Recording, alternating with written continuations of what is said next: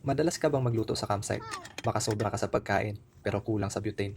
Minsan na akong kinapos sa butane, kaya ngayon, natuto na ako. Una, alamin ang haba ng hike, kung ilang araw at bilang ng taong kakain. Pag overnight, usually 2 meals lang, maximum of 3, depende sa sitwasyon. 2 nights and 3 days naman, expected na yan. May 6 meals plus 1, depende sa sitwasyon din. Pag multi-days hike naman, usually nagluluto tayo umaga lang at gabi. Bakit ako may plus 1 every meal? Para yon sa emergency food kung sakaling may delay sa lakad. Hindi kasi natin alam ang sitwasyon sa taas. Ang 220 grams na butane ay magtatagal lang ng 1 oras kalahati to 2 oras na pagluluto.